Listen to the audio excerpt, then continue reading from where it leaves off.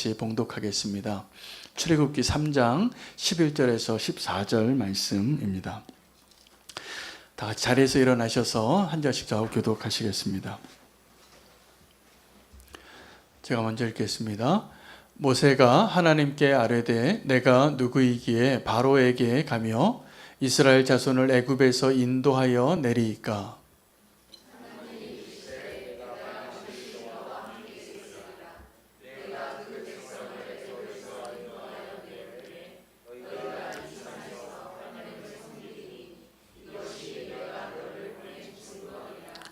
모세가 하나님께 아뢰되 내가 이스라엘 자손에게 가서 이르기를 너희의 조상의 하나님이 나를 너희에게 보내셨다 하면 그들이 내게 묻기를 그의 이름이 무엇이냐 하리니 내가 무엇이라고 그들에게 말하리이까. 함께 읽겠습니다. 하나님이 모세에게 이르시되 나는 스스로 있는 자니이다.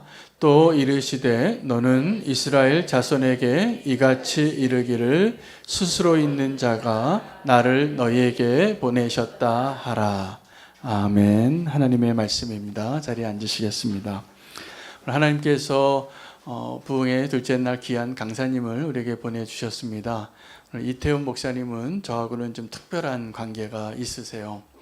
저희 가정이 터키에서 사역을 하고 우리나라에 처음에 들어왔을 때 제주도에 저희가 자리를 잡았었는데 그때 제가 선교사로 보낸 청년이셨습니다.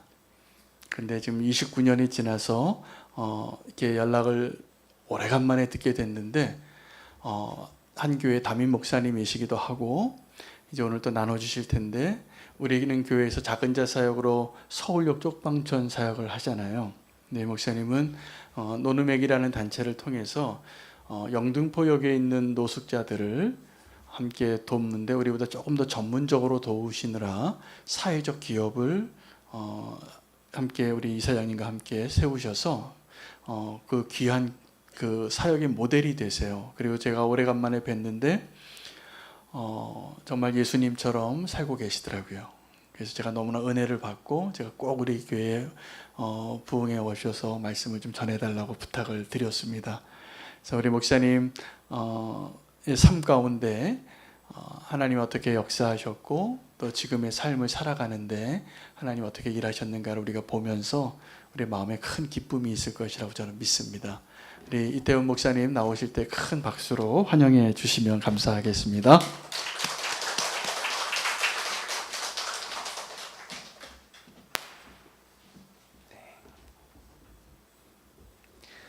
우리 잠깐만 같이 기도할까요? 네, 같이 기도하겠습니다. 살아계신 하나님의 말씀, 이 말씀이 내가 눈으로 읽은 책의 글귀로 끝나지 아니하며 나의 삶의 나침반과 빛이 되기를 주님 앞에 기도합니다. 오늘 하나님의 말씀이 내 삶이 될 줄 믿습니다. 예수님 이름으로 기도합니다. 아멘. 제가 설교하면서 하나님 앞에 이런 교회에 가고 싶습니다라고 하는 그 교회의 기준은 이렇습니다. 제가 말씀을 전할 때 성도분들의 눈동자가 보이는 교회에서 말씀을 전하게 해주십시오. 너무 큰 교회라서 얼굴이 좁쌀만하게 보이는 그런 교회 말고 눈동자로 같이 이야기하면서 삶을 나눌 수 있는 그런 곳에 서고 싶습니다 하고 기도했는데요. 오늘 함께 나누는데 눈빛들도 보이고 눈동자도 보이고 참 좋습니다. 여러분 제 머리는 파마일까요? 곱슬일까요? 과연 목사님은 파마를 했을까요? 곱슬일까요? 예. 돈 주고 한 머리는 저럴 수가 없다. 뭐 그렇게 생각하십니까? 예. 저희 교회 밑에 미장원이 있습니다. 이 미장원의 사장님이 제가 전도하는 분인데 그 미장원의 사장님이 머리를 깎으시다가 고민이 되셔갖고 저한테 이번에 파마 기계를 하나 사려고 그러는데 사기 너무 어렵고 근데 다룰 줄 모르고 이거 내가 해봐야 되는데 그러고는 말씀을 흐리세요. 그래서 저는 이제 뭐든지 시작하는 분들을 응원합니다. 그래서 하십시오, 사장님. 하십시오. 너무 잘 그 새로 나온 그게 유행이라면 그거 하세요. 사장님이 손님한테 해볼 수는 없고 그래서 내가 그래서 저도 이제 용기를 드리느라고 그러면 제가 첫 번째 하겠습니다. 그러고는 딱 파마를 처음 그때 이 파마가 이 여러분이 아시는 것처럼 약으로 하는 그런 파마가 아니고 고데기로 하나하나 손으로 많은 열파마라는 그거를 이제 시작하시는 거예요. 네, 그날 처음 파마를 하시고 파마를 하고 다음 날 이제 주일이었어요. 교회에 갔더니 장로님이 저희 장로님 제일 먼저 오시는 장로님이 맨 뒤에 앉으셨다가 보자마자 목사님 깜짝 놀라셔갖고 왜요? 그랬더니 이제 나중에 저도 사실 거울을 잘 보는 타입이 아닙니다. 그래서 나중에 봤더니 예 반만 하셨더라고요. 반만 하셔서 좀 반만 하고 그런데 이제 여러분 지금은 딱 보시고 저것은 파마일까 곱슬일까 고민할 정도면 엄청 많이 나아지신 거예요. 저는 이렇게 그 시작하는 분들을 응원합니다. 그리고 늘 새로운 것을 꿈꾸는데 그 부르심이라는 것이 사실 누구에게나 새로운 시작을 의미하는 것 같아요. 여러분들이 여기 오시는 것도 새로운 시작이기를 축원합니다. 그리고 우리가 만나는 것도 말씀을 대하는 것도 부르심이라고 생각하면 이제 새롭게 시작되는 무언가가 있겠구나라는 기대가 되지 않습니까? 여러분이 나이가 어떻든 파마든 곱슬머리든 하나님께서 그 인도하시는 것은 참 놀랍고 새롭습니다. 오늘 여러분이 읽으신 이 말씀을 제가 또 부탁드리는 건 이제 우리가 영상으로 잠깐 읽었지만 그 부분을 성경책을 이렇게 펴놓고 앞뒤를 읽어보시면 더 좋습니다. 출애굽기 3장의 내용이고요. 그리고 여러분이 읽으신 이 내용의 그 눈에 딱 그려지는 배경은 뭐냐면 그 이집트 왕자였던 모세라는 사람, 이 사람이 자기 동포가 아닌 이집트에 이제 노예 신분이었는데 왕자로 극적으로 왕궁에서 길러집니다. 그러다가 공장에 이제 그 공사장에서 자기 동포를 때리는 사람을 죽이고 이집트 군인을 죽이고 이제 사막으로 도망을 갔는데 어느덧 나이가 70이 됩니다. 나이가 70이 돼서 이제 모세를 부르시는 거예요. 나이 70에 범죄를 하고 사막에서 숨어 살던 모세에게 볼 수 있는 것이 무엇이겠습니까? 70에 무엇을 할 수 있을까요? 그리고 도망자, 범죄자가 무엇을 할 수 있을까요? 사람의 머리로서 계획하고 상상한 일들이 되지 않습니다. 근데 그건 모세나 우리나 마찬가지 같아요. 그래서 하나님이 우리에게 키워주시는 능력 중에 하나는 응답하는 겁니다. 미리 계획하고 치밀하게 작전 따라가는 그런 능력은 사실은 공부 많이 하신 분들이 잘하죠. 근데 그때그때 응답하고 나아가는 것은 참 하나님이 우리에게 주신 귀한 재산 같아요. 저는 이제 그 선교사님이라고 이제 관계 처음 시작할 때 저희 선교사님이라고 항상 제가 그 한윤호 선교사님 이제 목사님이신데 목사님을 만나고 이제 새롭게 만나게 된 자리 그 자리까지 그 배경들은 참 하나같이 놀라운 일들의 연속이었습니다. 처음에 사실 저는 2017년에 그 심장마비가 있었어요. 저한테 심장마비가 있어서 뭐 병원에 가야 되는데 사실 그런 일을 한 번 이상 겪지 않지 않습니까? 그래서 저도 우습게 생각하고 심장마비가 왔는데 그때 한창 아기가 어렸을 때라서 빨리 가야 된다고 의사가 빨리 오라고 막 그랬는데 지금 아기 일단 그 장모님 오시면 아기 맡기고 그리고 저는 가겠습니다 해서 천천히 갔는데 정말 병원에 딱 도착하자마자 쓰러져서 수술실 가서 심정지가 왔거든요. 근데 심정지 왔는데 여하튼 그 다음에 살았어요. 그래서 딱 그 일을 겪고 난 다음에 제가 쫙 그 느껴지는 게 뭐냐면 시간이 많지 않구나. 사람이 산다라는 게 진짜 시간이 많지 않은 것이구나. 둘째는 그 시간 동안에 뭘 하느냐 따라서 정말 달라지겠구나 이런 생각이 들어서 고민을 하고 있었어요. 물론 교회 사역도 하고 있었지만 그때 이제 교회 사역을 하다가 뭔가 새로운 거를 하고 싶다는 생각이 들었는데 제가 좀 엉뚱한 거 시작하는 걸 좋아한다 그랬잖아요. 그래서 엉뚱한 생각이 들어서 저랑 같이 이제 어렸을 때부터 교회에서 같이 지내던 친구 후배들이 있습니다. 그 후배들이 소위 말하는 요즘 말하는 그 IT랑 영어로 말하자면 스타트업이라고 하는 게 있는데, 그러니까 새로 창업을 하는 그런 친구들, 그런 그룹들이었어요. 근데 그 친구들을 만나서 내가 교회 사역에서 이 우리 교인들과 함께 좀 더 나갈 수 있는, 그리고 좀 더 전문적으로 나갈 수 있는 걸 찾자. 그러다가 그때 머리에 딱 떠오르는 게 이 세 글자가 딱 떠오르더라고요. 유튜브. 유튜브란 단어 딱 떠올라서 내가 유튜브로 뭔가를 해보면 좋지 않을까 이런 생각이 들었거든요. 근데 그 친구들이 이제 둘 다, 한 명은 그 인터넷에서 물건을 파는 회사 중에 여러분들 혹시 지마켓이라고 아십니까? 예, 지마켓하고 옥션이라는 회사가 있어요. 예, 혹시 너무 생소하시면 언제든지 손을 들고 질문하셔도 됩니다. 예, 지마켓과 옥션이라는 그런 회사가 있어요. 근데 이 회사는 사실 같은 회사입니다. 이름은 다르지만 이 회사는 원래 미국 기업인 이베이라는 회사의 우리나라 이제 법인인 거죠. 그렇습니다. 그래서 이베이에 다니는 친구가 있었어요. 근데 그 친구가 저한테 그런 얘기를 하는 거예요. 같이 밥을 먹다가. 형님이라고 부르죠. 사석에서는. 형님, 우리가 인터넷으로 옷 주문하면요, 이런 분들 있잖아요. 내가 틀림없이 나는 44 사이즈일 것이다 라고 44 사이즈를 주문했는데, 예, 알고 보니까 주문해놓고 나서 자기가 55 사이즈인 줄 알았다. 이런 분들 계시잖아요. 그러면 어떻게 해요? 네, 살 빼요가 답은 아니죠. 네, 반품하죠. 그래서 반품을 합니다.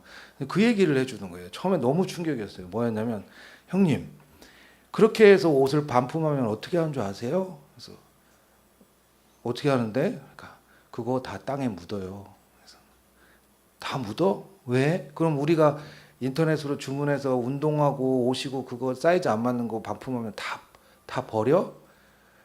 왜? 그랬더니 저희가 그거 포장 뜯는 데 고용하는 데만 2억이 넘게 들어요. 근데 그거를 그냥 묻으면 폐기물 비용만 간단하게 내면 끝납니다. 다 묻습니다. 그 얘기를 했어요. 그 얘기를 하고 나서 근데 자기가 이번에 이베이에서 자기를 대표로 해서 그 새롭게 기업이 분리돼서 나가는데 이제 이베이에서 우리나라에서 옥션이나 지마켓을 하다가 그러다가 이제 그런 계속 버려진 게 너무 아깝잖아요. 솔직히 여러분들 반품 몇 번 해보셨어요? 가슴에 손을 얹고 뭐 몇 번 해보셨어요? 그게 다 버려진 거예요. 그러니까 그거를 모아다가 이제는 그 반품을 파는 회사를 반품만 파는 회사를 만들었다는 거예요. 그래서 그 반품을 파는 회사가 있다. 그럼 그렇구나. 그럼 제가 머릿속에 뭐가 떠오르겠어요? 그러면 그걸 유튜브에 팔면 돈이 되겠다. 이런 생각을 그냥 하고 그냥 밥을 먹었어요. 그러고는 이제 바로 3일 있다가 저희 교회에서 계속 이렇게 같이 가서 교인들과 함께 급식을 하던 노숙인 쉼터에 목사님이 계셨어요. 그 목사님 이름이 김건호라는 목사님인데 이 목사님 이야기를 오래간만에 듣게 됐어요. 저도 그 목사님을 이렇게 예배 때 모셔서 노숙인에 관한 얘기도 듣고 뭐 이렇게 하고 있었는데 그 목사님이 갑자기 돌아가시게 됐다는 거예요. 이제 아직 안 돌아가셨어요. 돌아가시게 됐다고 무슨 일이냐. 그래서 목사님이 부르신다 하고 저보고 와달라고 해서 그 원자력 병원이죠. 암 환자분들이 계신 원자력 병원에 갔습니다. 갔더니 목사님이 이제 그 말기예요. 말기고 신장암이셨고, 그래서 거기에 갔더니 저희가 이제 평소에는 사실 이렇게 초청해서 예배 설교를 간단하게 나누고 선교지 소식을 나누는 목사님인데, 뭐 아시다시피 항암이 있기 때문에 굉장히 마른 상태로 저한테 이 노르맥이라는 곳을 도와달라라고 말씀을 하셨어요. 저는 그전에는 생각을 별로 안 하고 있었는데 노르맥이라는 곳에 와서 도와달라라는 말을 듣고 목사님이 이렇게 손을 잡고 기도해 주시더라고요. 병원 로비에서. 저랑 같이 갔던 목사님 두 분 해서 한쪽에 한쪽씩 손을 잡고 이렇게 기도를 해 주셨어요. 그러고는 이제 갑자기 기도를 받는데 머릿속에 생각이 든 게 뭐냐면, 아 맞아, 나한테 이 사업에 대한 이야기를 했던 기억이 신기하게 그 손잡고 기도하는데 쫙 이렇게 지나가더라고요. 그래서 제가 노르맥이라는 곳에 갔더니 그 전까지는 저희 교회랑 어떤 관계를 맺고 있었냐면, 저희들이 교회에서 안 입는 옷을 거기다 드리면 그 옷을 고쳐서 파는 헌옷 상점을 하고 계셨거든요. 그때 노르맥이를 처음 만났습니다. 노르맥이에 가서 보니까는 컨테이너가 하나 있었는데요. 그 컨테이너를 보고 바로 후배한테 전화를 걸었어요. 내가 너네 물건 좀 팔게. 대신에 돈은 언제 줄지는 모르고 나한테 그냥 물건을 좀 기증해라, 이렇게 부탁을 했어요. 부탁을 해서 처음에 이제 9천만 원어치 물건을 받았어요. 이렇게 해서 상점을 하게 됐는데, 노르맥이라는 곳은 영상 이따가 보실 때도 나오겠지만 몫을 공평하게 나눈다라는 이름을 갖고 있습니다. 나눠 먹다, 노나 먹다, 이런 아시죠? 그래서 그런 이름을 갖고 있는 곳입니다. 여기에 시작은 노숙인 쉼터 햇살보금자리라는 영등포에 있는 쉼터인데요. 여기에 아까 돌아가신 김건호 목사님께서 거기 시설의 센터 장이셨어요. 쉼터의 장이셨죠. 근데 그분이 보니까 계속 노숙을 하는 사람들은 우리 회전문이라고 표현해요. 회전문이 뭡니까? 한 번 들어가면 거기를 뺑글뺑글 돌고 나올 수가 없다.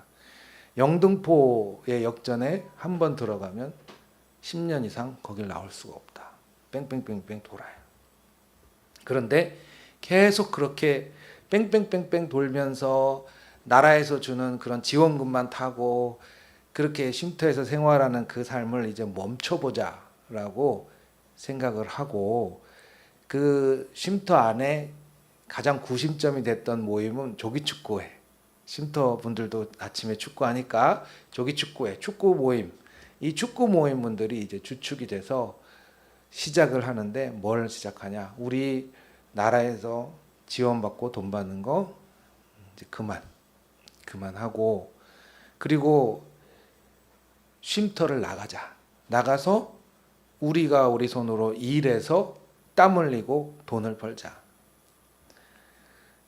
그래서 같이 나왔던 분들이 만든 게 이 노르맥입니다. 제가 아까 세우셨다고 했지만 사실은 저는 이제 거기에 중간에 쑥 하고 들어가게 된 거죠. 갑자기 기도를 받고, 그리고 같이 함께하는 분들을 만나고, 이런 일들이 시작됐습니다. 반값 상점, 저는 사업을 해본 적이 없습니다. 예. 심지어 교회에서도 저는 뭘 돈 받고 팔아본 적이 없어요. 그러니까 전혀 그런 경험이 없었는데 반값 상점을 어쨌든 하게 됐고, 그 물건들이 생각보다 좋더라고요. 여러분들이 반품해 주신 물건들이 꽤 좋은 게 많습니다. 개 중에는 밥통 안에 밥을 넣어서 반품하는 분들도 있다고 하는데, 예, 그런 분들 말고는 대부분 좋아요.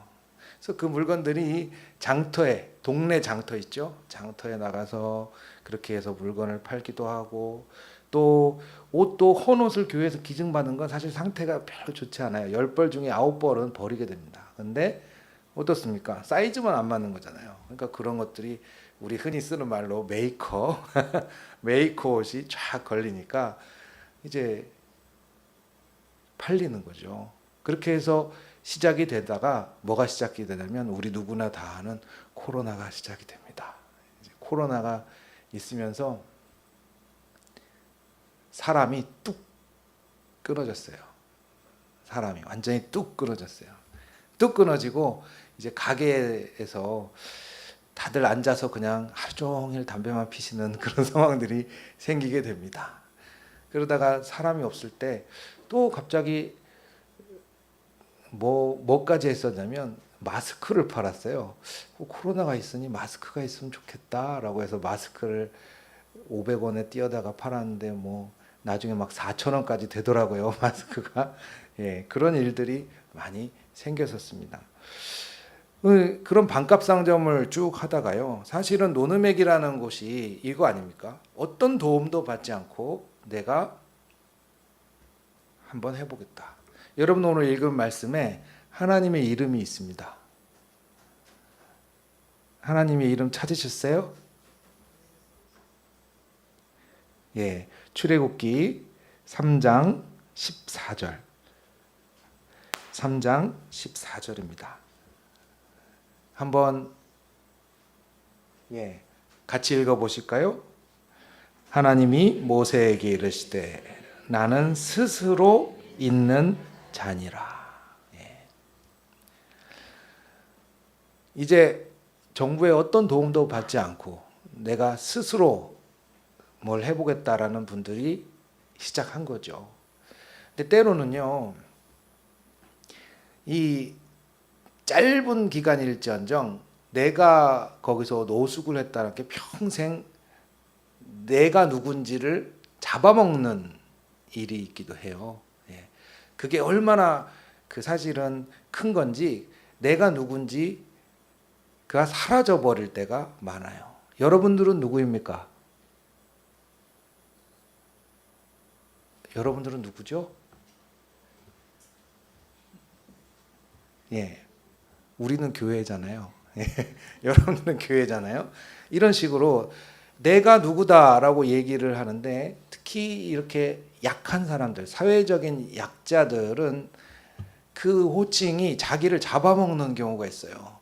어떨 때는 호칭이 있으면은 저를 너무 좋기도 하죠. 예를 들어 저는 교회 앞에 가끔씩 급하면은 뛰어서 길을 무단횡단을 확 한 적이 있는데 그때마다 꼭 우리 성도분들이 목사님 하고 부르시면 이제 저의 정체성이 만천하에 다 드러나죠. 이게 정체성이 자기를 잡게 됩니다. 하나님께서 이제 모세 보고 가라 하고 얘기를 하셨을 때 모세도 70난 도망자잖아요. 그러니까 내가 세상 나가서 제일 중요한 게 뭡니까? 내가 나라고 얘기를 할 수 있어야 되는데 내가 나라고 얘기를 못하고 꼭 누구를 기대서 내가 말이야 어디 서울대 나온 누구랑 얼마나 친한지 몰라 이런 식으로 얘기하는 분들 있잖아요. 모세도 똑같아요. 자신감이 없이 이 나이 든 사람, 나이 들고 도망 온 이 사람이 자신감이 없이 시작하다 보니까 여기서 출애굽기 3장에서 여러분 읽으신 곳에서 뭐라고 물어봅니까? 저 누구세요? 처음에 시작이 그거죠. 저 누구세요? 라고 물어봐요.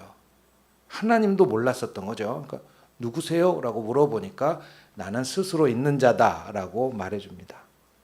하나님께서 이 말씀하실 때요, 나는 스스로 있는 자다라는 말씀이 성경책을 보시면 이 성경책에 조금 다르게 나와요. 여러분들이 읽으신 이 성경은 나는 스스로 있는 자다라고 나오고요. 원래 이 히브리어의 의미는 뭐냐면 두 가지 뜻을 갖고 있어요. 하나는 나는 나다. 나는 나야. 나는 나야. 여러분 이게 절대로 불경한 외침이 아닙니다. 여러분 살면서 가장 멋있는 순간 중에 하나예요. 나는 나야 라고 얘기할 수 있는 거. 그죠? 여기 세대를 불구하고 웬만큼 아시는 노래 가사 중에 젓가락질 잘해야만 밥 잘 먹나요? 라는 가사가 있잖아요. 난 나야 라고 하는 그 노래의 내용이죠. 거기도 마찬가지입니다. 성경의 하나님의 이름은 영어 성경에는 I am who I am, 그리고 히브리어에는 아쉐르 예하쉐르라고 되어 있고, 그리고 우리가 여기 개역 성경을 보지만 세번역 성경에도 나는 나다라는 의미가 들어 있습니다. 나는 나다. 그리고 여러분들이 읽으신 책을 갖고 계신 분들 계시죠? 성경책. 예, 성경책에 보시면 눈이 좀 좋으신 분들은 아주 작은 별표가 있어요. 대부분 거기 숫자나 별표가 있는데 거기 뭐라고 돼 있어요? 밑에 나는 나다라고 돼 있어요. 예, 그 의미가 첫 번째입니다. 두 번째로 히브리어는 한 가지 의미만 갖고 있지 않아요. 나는 나다라는 의미가 있고요. 둘째로 이 이름이 갖는 의미는 나는 내가 하는 대로 존재할 것이다. 나는 내가 하는 대로 될 것이다. 라는 의미를 갖고 있어요. 이 두 가지 의미를 갖고 있어요. 예, 모세는 자기 뜻대로 뭘 하기에는 너무 초라한 존재였던 거죠. 우리의 시작은 사실 처음부터 강한 사람 누가 있을까요? 우리는 시작은 다 약합니다. 그때 우리는 기댈 것을 찾는데 첫 번째가 뭐예요? 대부분 가문, 학연, 지연, 그죠? 그리고 그런 연결점들을 찾는데 나는 나야 라고 하나님이 가르쳐 주십니다. 나는 나야. 스스로 살아간다. 스스로 있는다. 또는 내가 하는 대로 될 것이다. 우리 모두가 사실은 이 땅을 살아가면서 한 번쯤은 외쳐보고 싶은 그 문장이 우리 하나님의 이름이에요. 여기다가 이제 히브리어 모음을 붙여서 야훼라고도 읽기도 하고 여호와라는 이름을 히브리어로 발음하지만 실제로 이거는 한국말로 풀이하자면 난 나야 라는 것을 가르쳐 주십니다. 모세가 가르쳐 주시는 이 스스로 사는, 스스로 살아가는 하나님, 이 하나님을 모세가 가서 이야기하고 너는 스스로 사는 하나님, 내가 너를 보내셨다라 말씀을 해주시죠. 근데 실제 상황에서 영등포에서의 이 노숙인의 삶이 스스로 선다라는 건 뭘 의미합니까? 꽃길이 아닙니다. 그냥 단순하게 생각하시면요, 여러분들 그 숙소 그 쉼터에서 잠자리 제공해 주죠, 밥 주죠. 그리고 나가서 조금만 하면 공공근로라는 게 있어서 조금만 하면 돈을 주죠. 월세 안 나가죠. 공과금 안 나가죠. 근데 내가 이제 이것을 끊고 나가겠다라고 하면 뭐가 나갑니까? 월세 나가죠. 공과금 나가죠. 그리고 내가 주로 할 수 있는 일들이 어떻습니까? 대부분 특별한 자격이 없는 분들이에요. 내가 나가서 할 수 있는 게 공사장, 잡부 이러는 것을 하게 되죠. 그래서 그걸 하게 되니까 사실 뭐 그 일당에서 고시원 같은데 하루 떼면 얼마겠어요. 이렇게 계산해 보시면 밥도 하루에 얼마겠어요. 밥값이 떼 보면 남는 게 없죠. 그러면 어떤 생각이 들어요? 아, 그럼 내가 쉼터 가서 살면서 돈을 모아야겠다 이런 생각을 하면 좋은데 거기 가면 또 나만 있느냐? 그렇지가 않죠. 다 보면 야, 우리 술 한잔 합시다. 뭐 이렇게 다 관계가 엮이니까 돈이 모이지가 않게 됩니다. 이런 것들이 복합적으로 작용하게 되죠. 그래서 사람들이 야, 내가 우선 어때요? 내가 밖에 나가서 사는 것보다 쉼터 있는 게 돈이 모이겠다. 저도 그렇게 생각을 하는데 그런 일들이 생겨서 사실은 노늘매기에서 그 많은 분들이 시작한 대로 길을 가기는 어렵습니다. 그러나 어떻습니까? 새로 시작을 한다라는 것. 새로 시작을 한다라는 것은 참 모든 사람에게 그 굉장히 큰 변화를 주는, 그리고 의미 있는 것이 바로 새로 시작해 본다라는 것일 겁니다. 그래서 거기서 나와서 쉼터로 돌아간 분들이 많긴 많아요.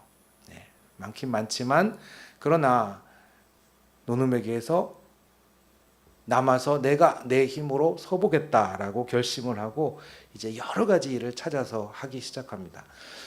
처음에는 아시겠지만 사실은 노숙을 경험하거나 쉼터에 계시거나 이러면 술 문제도 많이 심각하고요.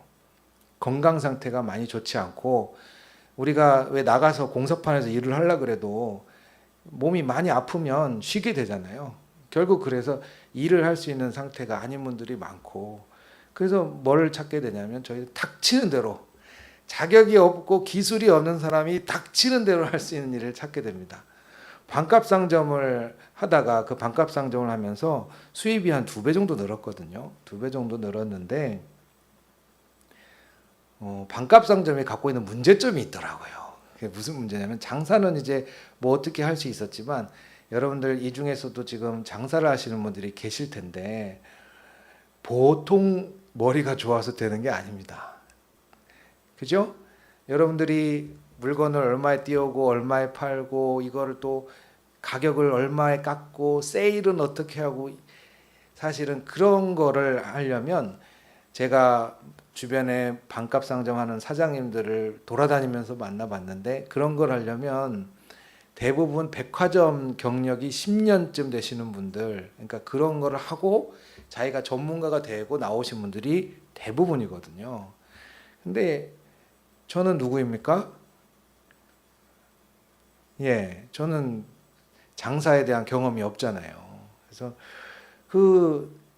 결국 그렇고 또 우리 선생님들도 장사에 대한 경험이 없잖아요. 결국은 그냥 그래서 계속 몇 명만 그것을 할 수 있고 나머지는 다 기술을 배우지 못하는 거예요. 그래서 안 되겠다. 그래서 또 어떤 일들이 있었냐면 그래서 우리가 양봉을 해보자. 양봉을 해서 저기 파주에 가면은 그 민통선이 있는데 그 민통선 안에 청정지역이라고 부르잖아요. 거기에 벌통을 놓고 또 양봉을 해보자. 이런 일도 하고 또 텃밭을 갖고 보자. 우리가 텃밭을 갖고 오면서 그 운동은 싫어해도 이분들이 다 보시면 어렸을 때 농사했던 경험이 있어요. 내가 어렸을 때 그래도 기본적으로 김매기 이런 거 정도는 구별하고 잡초도 먼저 구별하고 이런 분들이 계셔서 삽질도 좀 하시고 농사 일을 해보자. 그래서 동네 텃밭을 가꾸고 이런 일들을 막 합니다. 이런 일들을 닥치는 대로 하는데 사실은 어떻겠어요? 엄청난 반대에 부딪히죠. 엄청난 반대. 우리가 이걸 왜 해야 하는가? 우리가 나오면은 뭔가 무지갯빛 삶이 기다릴 수 있었는데 우리가 이걸 왜 해야 되는가? 삭신이 쑤시는구만. 내가 이걸 왜 해야 되는가? 또 그 벌을 아무리 해도 사실은 벌도 기술입니다. 벌도 여러분 벌통도요 경쟁해요. 벌끼리도 경쟁합니다. 그래서 벌 중에 센 벌은 강군이라는 말을 써요. 군이라는 강군이라는 말을 쓰는데 강군이 될 때까지 과정을 못 거치면 다른 벌한테 잡아 먹히는 거예요. 약군이 돼서 소멸합니다. 그 과정을 계속 겪다가 실패를 겪고 막 이러니까 안 해 하고는 가기 싫어요. 그래서 다시 돌아오게 되고 그런 일들이 많이 있어요. 그러나 사실은 다행히 그렇다고 해서 쉼터로 돌아가시진 않아요. 그 이유가 뭔지 아십니까?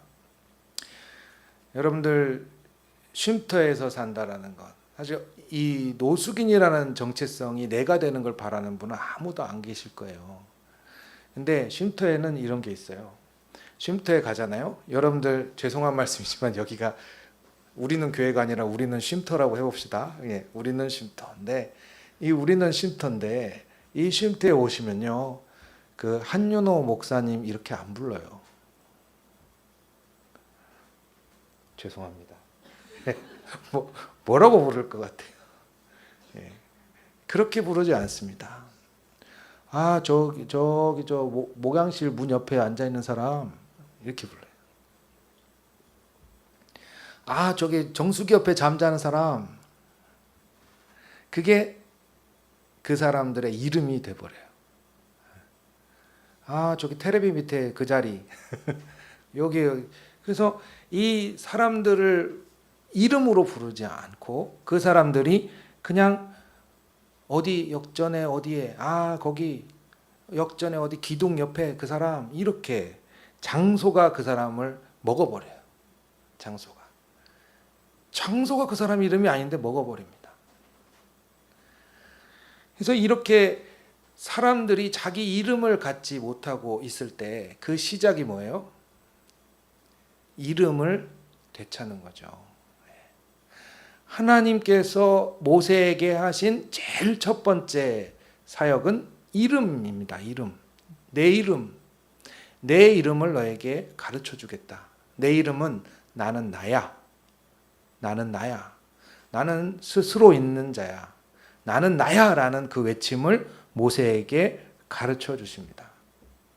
근데 우리가 정수기 옆에서 잠자던 김씨도 아니죠. 정수기 옆에서 자던 사람, 문 옆에서 자던 사람, 이런 사람이 역전에서 잠을 자다가 죽잖아요. 갑자기 쉼터에서도 갑자기 이제 돌아가시기 전에 뭐 잠깐 병원에 가셨다가 돌아가시는 그런 경우가 많은데 그럼 어떻게 돼요? 우리 가족들은 보통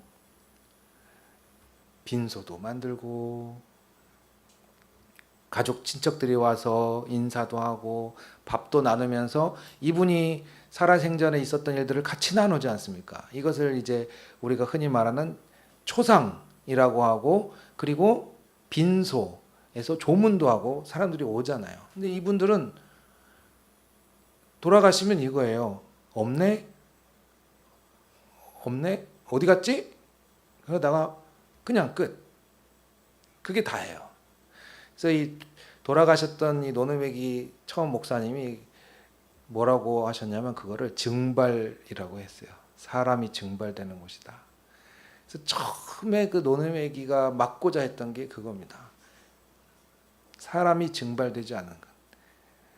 그러려면 내가 내 이름으로 살 수 있는. 그래서 그 와중 중에 저희와 함께 이 노르웨기 이제 저희라고 저도 사실 협력을 했던 교회인데 이제 저희라고 부르네요. 그래서 저희가 함께 교회에서 오는 그분들과 결합하고 여러 가지 결합하고 이런 일들이 일어나는데요. 그 와중에 하나가 뭐냐면 서로 이름을 부르기 시작해요. 누구. 저는 이태훈입니다. 파마가 아니라 이태훈. 아, 파만 아니요. 이태훈입니다. 그리고 어때요? 책도 그 사람의 인생을 책으로 써서 작은 책을 만들기도 합니다.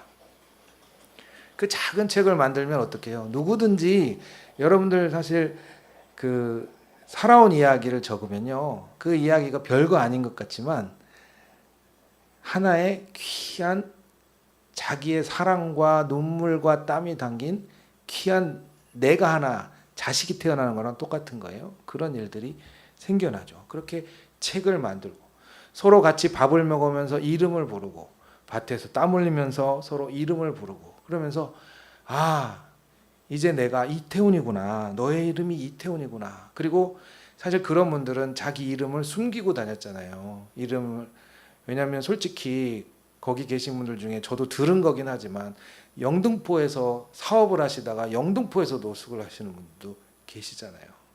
그러면은 이름이라는 걸 숨겨야 되는 존재인데 이제 나는 누구입니다. 이제 노르맥이라는 이 회사의 당당한 직원이 되었습니다. 라고 하고 이름도 생기고 뭐가 생겨요? 이제 직급이 생기죠.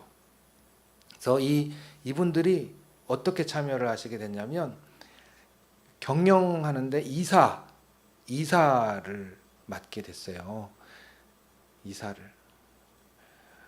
어떻습니까? 그 회사가 크고 작던 간에 회사에 이사가 된다라는 건 명함도 생길 수 있고요.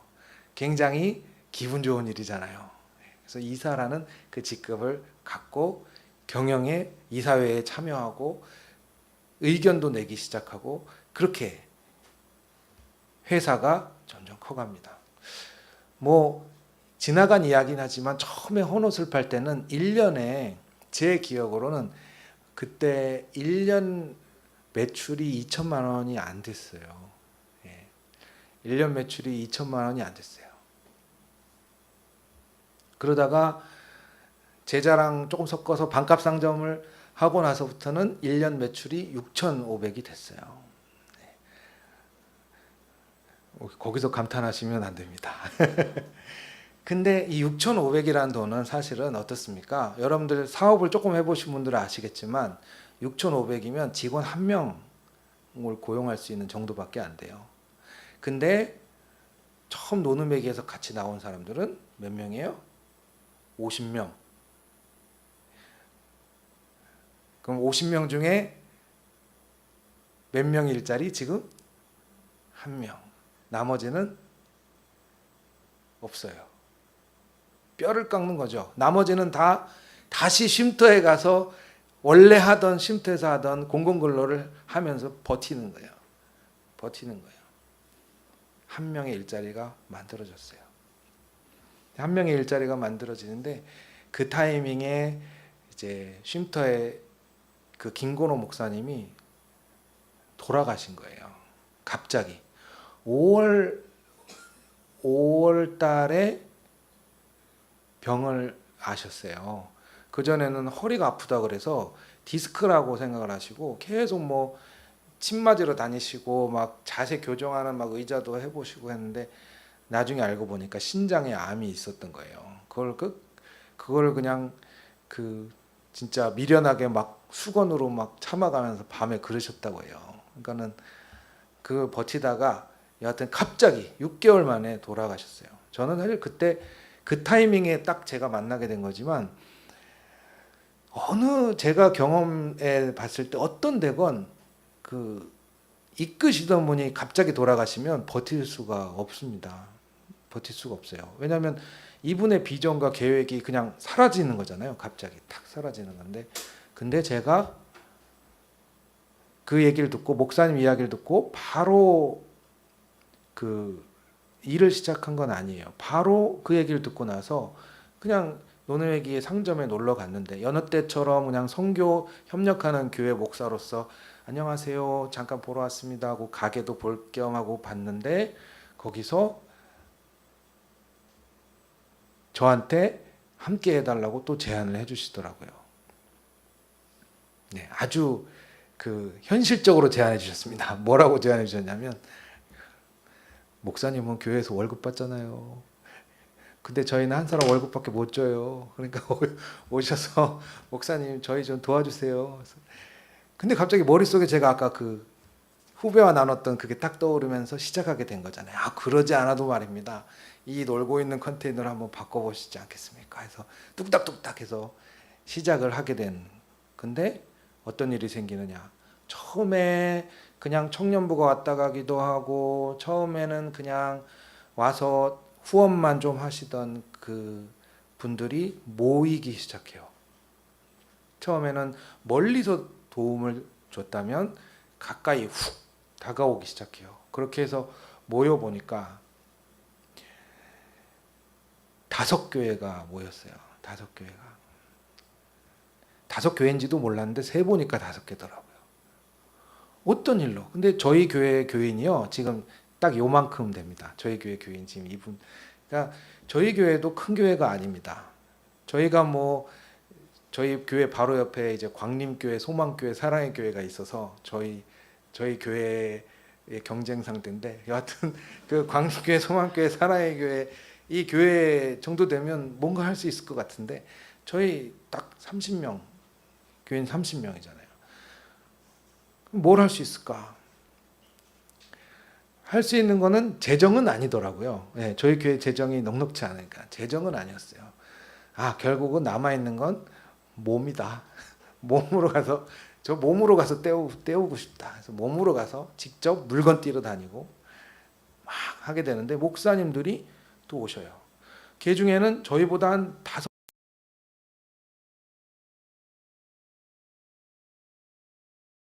목사님을 그때부터 지금까지 한 분을 보내셔서 일을 하게 하세요. 하루 동안. 그래서 일을 하시고 그런 5교회가 뭐예요? 놀라운 일이 일어났습니다. 사람이 계획하면 이렇게 할 수 있을까요? 사람이 계획하면 그렇게 할 수 없을 거라고 생각합니다. 왜냐하면 저는 모세한테 그걸 봅니다. 모세가 하나님한테 직접 명령을 받고 네 알겠습니다 하고 갔습니까? 누구세요? 라는 게 첫 번째요. 두 번째는 누가 보냈다고 설명을 합니까? 라고 하나님한테 묻습니다. 그때 여러분들 살아가시면서 나를 나답게 설명해 줄 수 있는 배경이 뭘까? 한번 생각해 보세요. 나를 나답게 설명해 줄 수 있는 별명이 뭘까? 뭐 어떤 분들은 영화에 이런 대사를 하더군요. 나 대학 나온 여자야. 나를 나답게 설명할 수 있는 게 그겁니까? 나 아파트 한 3개 있어. 여러분을 설명해 주는 말일까요? 여러분들이 갖고 있는 하나님과 함께 살기 시작한 이 삶이 여러분들을 가장 여러분답게 말해줄 수 있는 시작이 되기를 바랍니다.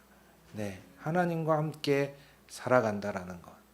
하나님께서 주신 그것, 너는 너다, 나는 나다잖아요. 나는 나다라는 말. 나는 스스로 있는 자다라는 그 말. 이 말을 심어주실 때 우리들은 사실 그 말을 다 이해하기에는 머리가 너무 커요. 네. 머리가 너무 커요. 그렇기 때문에 늘 끊임없이 생각합니다. 그래서 여러분들 우리 교회에도 사실은 70대 이상 장로님들, 권사님들 같이 계시거든요.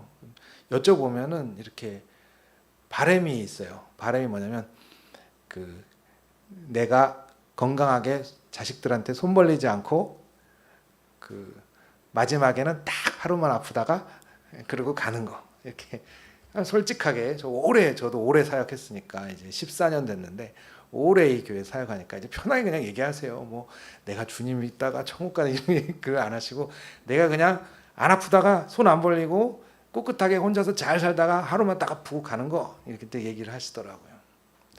근데 그거 하나 하기가 얼마나 어려운지 아시잖아요. 손 안 벌리고 산다라는. 그리고 우리는 그 생각을 하거든요.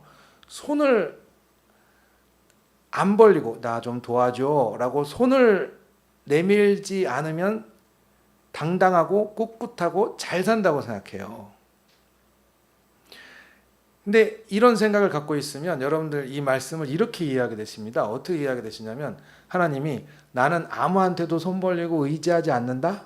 나는 내가 전능하고 힘이 엄청 강하니까 누구 힘을 빌려서 살지 않고 나는 나야. 이렇게 이 말씀을 이해하십니다. 그래서 심지어 그런 책도 봤어요. 누구에게도 의지하지 않는 하나님이다. 이렇게 해석을 놓은 경우도 있는데 그러나 최근에 이제 이 성경을 연구하는 것을 신학에서는 구약학이라고 하는데 이 최근의 연구들은 이 출애굽기 3장의 이 말이 아무한테도 손 벌리지 않는다. 아무한테도 손대지 않는다. 이 말이 아니라는 것을 얘기하고 있어요. 그리고 여러분들 저는 어려운 말 하지 않습니다. 과연 내가 평생 살면서 죽을 때까지 남한테 도와주세요라는 말 안 하는 게 당당하고 떳떳한 걸까요? 하나님은 난 나야 라고 얘기하고 끝나버리시는 분이 아닙니다. 여러분들이 지금 책을 펴고 계시죠? 출애굽기 3장. 이 출애굽기 3장에 보시면 이제 나는 나야 라고 얘기를 하고 나서 그리고 나서 내가 너와 함께 하겠다라는 말씀을 넣어주십니다. 내가 너와 함께 하겠다. 출애굽기 3장 12절을 한번 여러분들 펴고 계시니까 읽어주시기 바랍니다. 시작.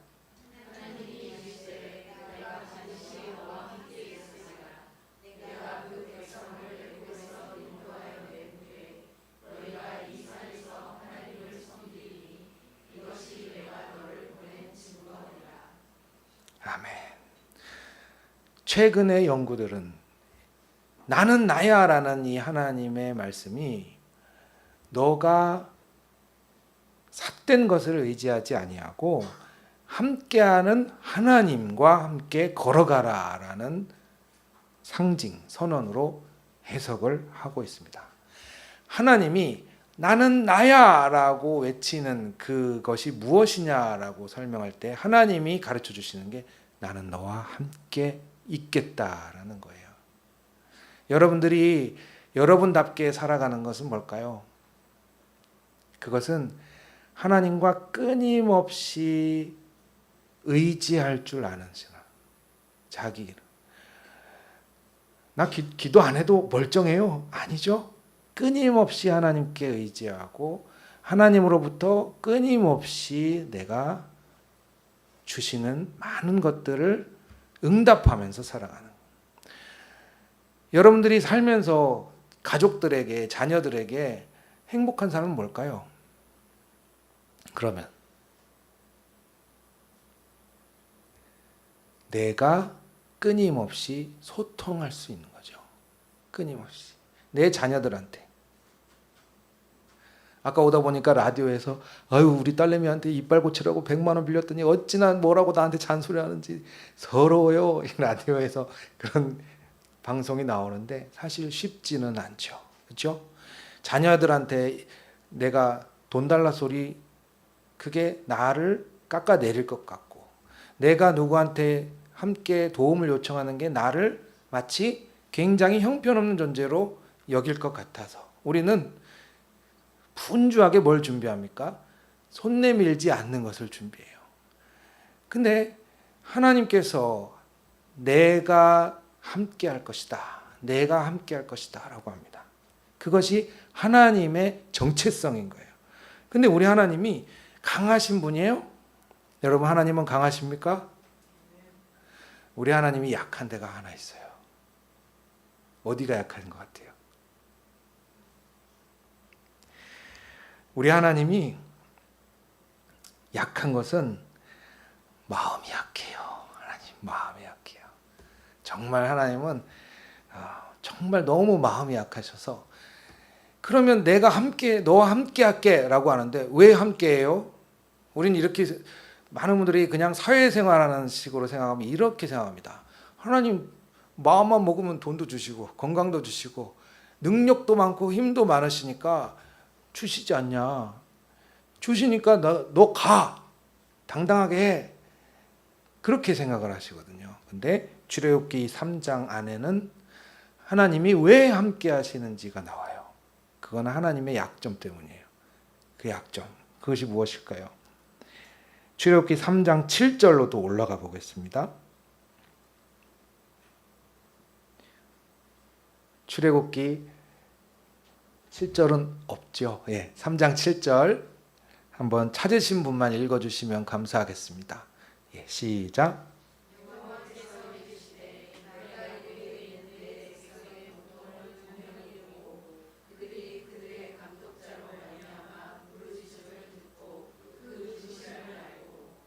네, 아멘.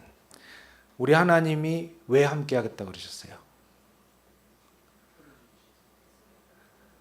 네, 우리 하나님은 고통을 들으시는 분이세요. 고통을 들으세요. 하나님을 움직이게 하는 가장 큰 동력은 약함인 거예요. 사람의 약함, 사람의 고통. 우리는 사실 힘있고 능력 있는 사람과 같이 있을 때 든든하다고 생각하지 않습니까? 부모 잘 만났나요? 뭘 의미합니까? 부모님이 튼튼하시다는 걸 의미하다고 아무도 생각 안 하시잖아요. 부모 잘 만났나요? 뭘 의미해요? 나를 도울 수 있는 능력을 얘기하죠. 그렇게 이해를 하는데 하나님은 그런 분이 아니세요. 내가 다 갖고 있으니까 너한테 내가 돈도 주고 건강도 주고 사회적인 것도 다 주고 권세 주고 할 테니까 너 걱정하지 말고 쭉 가. 이 뜻이 아닙니다. 하나님은 사람의 고통에 무너지시는 분이세요. 사람의 근심이 하나님의 근심이 되어버려요. 사람이 울 때 그 울 때 하나님께서 어떻게 하세요? 같이 우시잖아요. 같이. 하나님은 근데 사실은 이 당시도 그렇고 지금도 그렇고 잘 우는 사람 보고 강한 사람이라 그래요? 저는 드라마 보면서 많이 우는데 가끔씩 들키면 강한 척 하려고 하죠. 감정적인 건 우리 모두 그렇게 생각해요. 감정이 막 풍부한 분들 있잖아요. 그건 약한 분들이다. 그런데 성경을 보니까 하나님이 움직이는 가장 큰 동력, 하나님께서 어쩔 수 없이 하나님께서 자신의 모든 것을 걸고 움직일 수밖에 없는 그것은 우리의 고통이에요. 우리가 참 힘들게 세상을 살아가는. 그런데 그게 얼마나 놀라운 기적들을 만들어내는 줄 아십니까? 여러분들 경제학 책 잘 안 보시죠? 경제학 책 중에 우리 신앙인들이 한 번쯤 읽어보시도록 권해드리는 경제학 책이 있어요.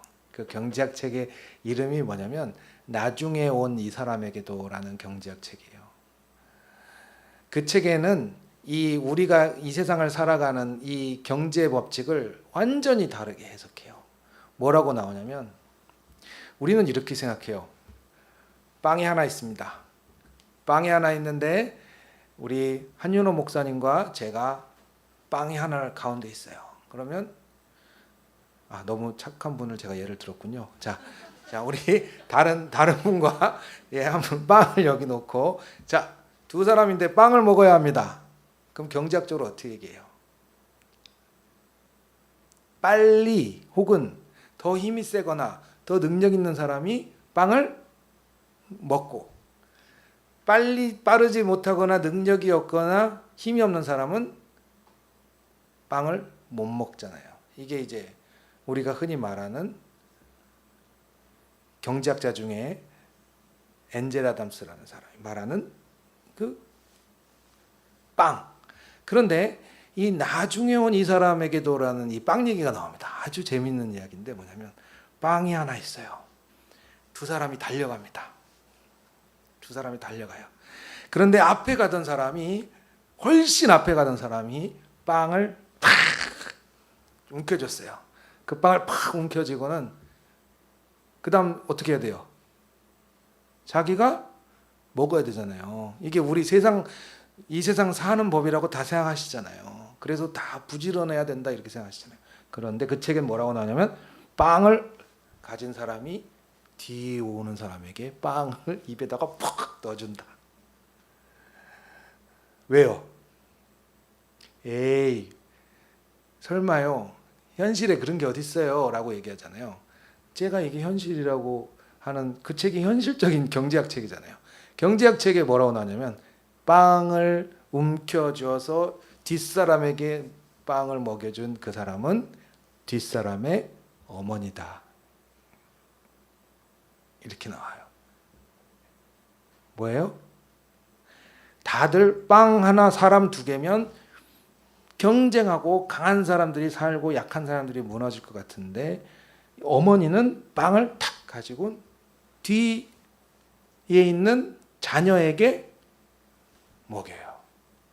어머니는 이 빵이 싫다고 하셨어. 어머니는 이 빵이 싫다고 하셨어. 그럼 빵을 먹여드리잖아요. 이런 일이 일어납니다. 왜? 이 책을 쓴 사람은 하나님의 경제의 질서가 우리가 사는 세상에 결코 황당하거나 이상적인 것이 아니라 실제 어머니와 자식들은 그렇게 하잖아요. 여기 계신 어머니들, 네? 어머니는 빵이 적다고 하셨어. 이런 분 아무도 안 계시잖아요. 다 싫다고 하셨어. 이 일이 일어난단 말이에요. 노름의 길을 하면서 제가 이 과정에서 정말 어떻게 보면 우리 그냥 관청에서도 그렇게 얘기하죠. 취약계층, 약한 사람, 취약계층이라고 얘기합니다. 그리고 노숙인이라는 표현이 안 쓰고 주거 취약계층 이렇게 써요. 약한 사람이란 말이에요. 자, 모세에게 하나님이 나는 나야 라고 얘기를 했는데 그게 손 안 벌리고 강해져라라는 뜻이었으면 모세에게 뭐라고 하셨을 것 같아요? 하나님이 내가 얼마나 대단한 백인지 너에게 가르쳐 줄게. 너는 가서 백이 이렇게 좋다고 얘기를 해 라고 하셨을 거예요. 그런데 여러분 출애굽기 3장 지금 오늘 3장만 할 거예요. 3장 15절을 한번 보십시오. 15절. 3장 15절을 한번 읽어 주셨으면 합니다. 시작.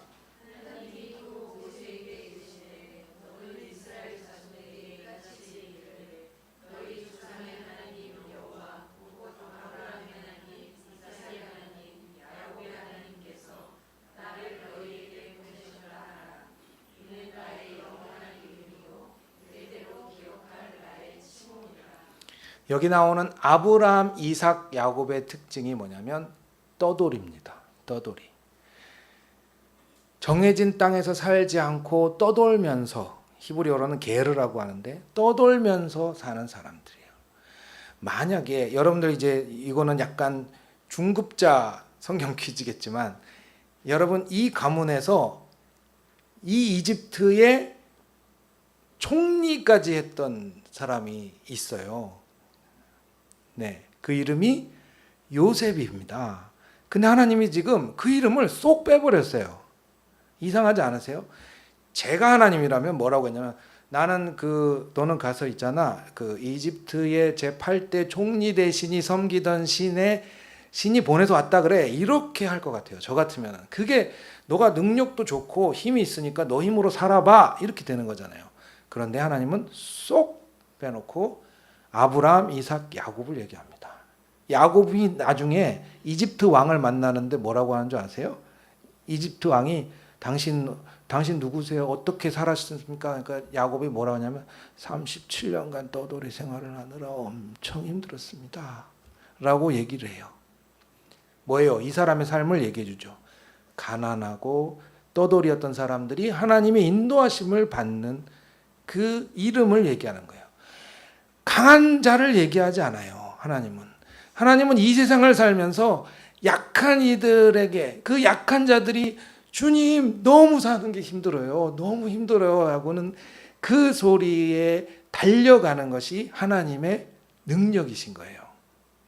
어떤 신음소리도, 여러분 엄마가 아기 울음소리를 놓치지 않듯이 어떤 신음소리도 이 땅에 괴로운 그 사람들의 울음소리를 내가 놓치지 않겠다라는 게 하나님의 열정이신 거예요. 그리고 마침내 그 빵을 집어서 넣는 사람들이 생겨나는 거죠. 그 사람들이 어떤 사람들인가요?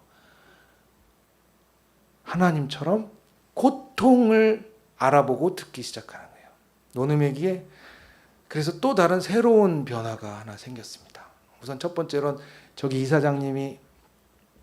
앉아 계신 이사장님이 이제 쉼터의 사회복지사신데, 앉아 계신데 칭찬을 하기는 굉장히 쑥스러워하시지만, 저분이 사회복지사를 탁 내려놓고 노느매기에 또 합류를 하셨어요. 지금은 저분이 이사장이신데, 이제 이사장으로 오시면서 저는 이제 반값 물건을 파느라고 이렇게 했었는데, 우리가 뭘 하자라고 제안을 해주셨냐면, 우리 다 같이 보니까 노가다판에, 노가다라는 표현을 쓰면 안 되나요? 예. 공사판에 그 잡부는 해보지 않았냐 우리가. 그러니까 당신은 가서 도배 기술을 따시오. 가서 타일도 한번 배워보고, 가서 자격증 따시오. 막. 그래서 한 명이 도배 기술을 땄어요. 한 명이 세 번의 시도 끝에 도배 기술을 따서 할렐루야. 도배 기술을 땄어요. 이분은 심지어 전과자셨어요. 감옥에 있다가 중간에 또 감옥 갔다가 나오시기도 했는데 도배 기술을 따셨어요. 그 한 명, 우리 50명의 기술자 한 명에서 시작을 하면서 뭘 하기 시작했냐. 때마침 영등포에서 뭘 시작했냐면, 영등포가 여러분 와보시면 아시겠지만 영등포구, 구로구, 금천구, 여기가 다 굉장히 경제적으로 어려운 데예요. 어려운 데, 다 그런 건 아니지만 상대적으로 취약한 곳이에요. 거기서 무슨 제안을 해줬냐. 여기에서 혼자 사시는 분들, 독거노인들, 혼자서 사는 남성들, 혼자 사는 분들, 거기에 집을 고쳐주지 않겠냐고 제안했어요. 자격증도 우리 없는데. 그래서 지금 그거를 시작했습니다. 그거를 시작한 지가 벌써 3년이 돼가요. 이 3년 동안에 매출이 처음에 제가 얼마랬죠? 반값상해가? 네, 지금 3억 5천이 됐어요. 3년 사이에 5배. 지금 이사장님한테 오늘 들은 거지만 전체 시작할 때부터 지금 시작할 기간부터 10배가 늘었더라고요. 10배가 늘었어요. 그러나 어때요? 우리가 직원으로 고용해야 될 사람은 몇 명? 예, 아직 많이 뒤에 남아있죠. 그 중에 이제 많을 때는 10명까지, 지금은 퇴사하신 분도 있지만 10명까지. 그래서 한 분 한 분 들어오셔서 뭘 하십니까? 우리가 사람들의 고통을 듣는다. 내가 어렵게 살아보니까 내가 거기서 방 하나에서 어떻게 사는지를 알고, 여기에 사는 사람이 뭐 때문에 이렇게 고생하는지를 나도 내가 사는 집도 그랬잖아요. 알고. 그래서 그 집을 고치기 시작합니다. 만만치 않아요, 여러분. 왜냐? 도배 기술자도 한 명밖에 없지만 우리 어르신들 집에 딱 가면요, 대부분 문을 딱 열면 뭐가 보이는 줄 아세요? 평생을 한 번도 물건을 안 버리셔. 한 번도. 들어갈 때부터 오로지 한 사람 지나갈 길만 빼고 옆에 다 쓰레기예요. 근데 저희들이 요청받은 건 뭐예요? 요 벽에 뜯어진 거 하나 도배해 주세요. 왜냐면 우린 전체 도배할 수 있는 기술은 없잖아요. 그러니까 요만큼 도배해 주세요. 말은 쉽죠. 그 벽이 보이게 하려면 어떻게 해야 돼요? 들어가면 대부분의 시간을 장롱 날로, 이거 날로, 쓰레기 밖으로 치워, 막 푸대로 몇 개씩을 치워. 그렇게 하면 벽이 보여요. 이제 그 벽에 도배지를 이렇게 바르고, 수도꼭지 하나 고치고. 근데 어떻습니까? 가면은 다 아시겠지만 엄청 덥고 곰팡이 그 냄새 엄청 나고 막 이러면서 힘든 거예요. 너무 힘드니까 이제 사람들이 일하다가 막 다치기도 하고, 다쳐서 회사를 아까 그만두신 분도 있는데 너무 이제 아프고, 우리 노숙하셨던 분들은 사실은 솔직히 말씀드려서 나이 50만 되면은 이빨도 없으신 분도 있고, 예, 머리가 다 백발에 이렇게 허리가 약간씩 구부정하고 손도 떨고 다 그러세요. 놀라운 건 뭐예요? 한 명 한 명 보면은 그냥 병원에 계셔야 돼, 이분들은. 그러나 아까 제가 뭐라고 했습니까? 약한 이름을 댔지만, 하나님이 약한 이런 사람들의 이름을 너가 의지하라고 댔지만, 하나님 왜 저는 그렇게 약한 것만 주세요? 그래도 뭐 대통령 이름이나 뭐 국무총리 이름 정도는 줘야지. 이게 아니라 이 약한 사람들이 함께 모였더니 정말로 사람이 살면서 행복하고 강하게 살 수 있는 법이 무엇인지를 거기서 찾게 된다라는 거죠. 정말 행복하고 강한 건 자식들한테조차 손을 안 벌리는 그게 강한 게 아니라 언제든지 나 힘들다라고 서로 얘기할 수 있는 게 진짜 강한 관계라는 거죠. 그런데 이제 저희들은 그렇게 약한 사람들이 살고 있는 그 집을 고치는 것을 시작했습니다. 3년이 됐고요. 비록 기술자는 한 명밖에 없지만 이제는 그 문고리나 수도꼭지나 이런 형광등 이런 거는 아주 우습게 다 갈고 장판도 깔고 그렇게 함께 하고 있습니다. 오늘 설교의 제목이 사실은 우리가 세상을 살아가는 방법이라고 이 제목을 지었는데요. 원래 이 설교의 원제는 사실 이것은 아니었습니다. 제가 놀라실까 봐 제목을 좀 바꿨는데, 원래 설교의 제목은 약한 하나님이 세상을 살아가는 방법이에요. 우리 하나님은 힘으로 세상을 좌지우지하시는 분이 아니십니다. 빵을 움켜쥐고 자녀에게 내미시는 분이 우리 하나님이신 거죠. 그리고 그 하나님의 이름이 여러분들의 삶이 되시는 줄 압니다. 여러분들이 낮은 자 사역이라는 거 아까 잠깐 들었고요. 놀랍게도 교회가 크건 작건 간에 하나님께서 그런 마음을 주시는 분들이 있어요. 저는 이게 하나님의 이름을 내 인생에 받아들이기 시작했을 때 나타나는 변화라고 생각해요. 내가 좋은 거, 편한 거, 그런 거 바라보고 그걸 준비하는 것이 아니라 사람들의 고통을 듣기 시작하는 것. 가깝게는 내가 가족들이 서로 고통을 못 들었다가 고통을 듣는 것도 뭐라고 합니까? 치유라고 하거든요. 그런 치유가 일어나기 시작하고요.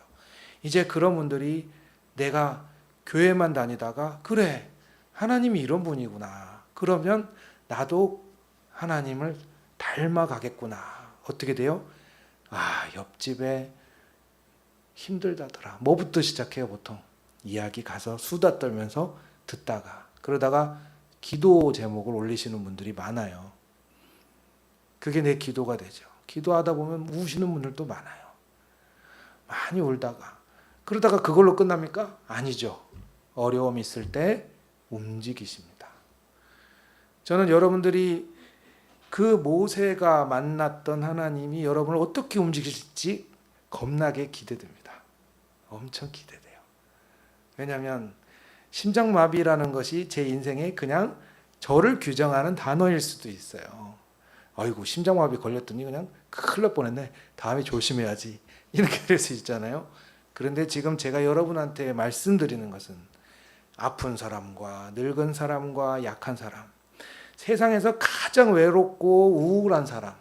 우리나라 얼마 전에 저번 주에 뉴스에 세상에서 제일 외롭고 우울한 게 누군지 아세요? 통계에?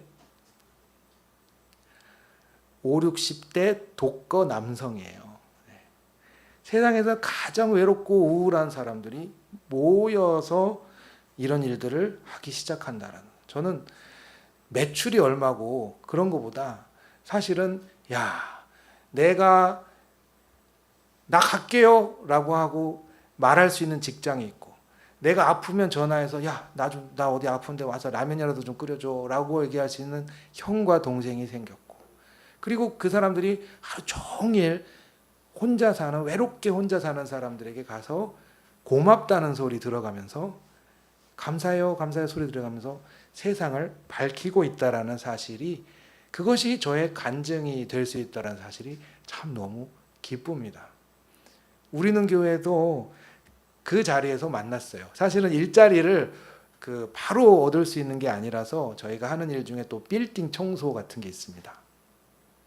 빌딩 청소할 때 자리가 없으면요, 그 자리가 없어서 제가 가서 했어요. 빌딩 청소를 제가 이제 하다가 하겠다는 사람 나타나면 이제 주는 거예요. 그래서 막 하는데 그때 한윤호 목사님이 찾아오셨어요. 찾아오셔서 저 이제 막 소위 말하는 집게 들고 막 이렇게 막 청소하는데 오셔갖고 재활용 쓰레기랑 음식물 쓰레기 막 가득한데 막 옆에서 목사님이 저랑 같이 하루 청소를 하셨습니다. 그러면서 이 자리가 만들어지게 됐다고 생각하거든요.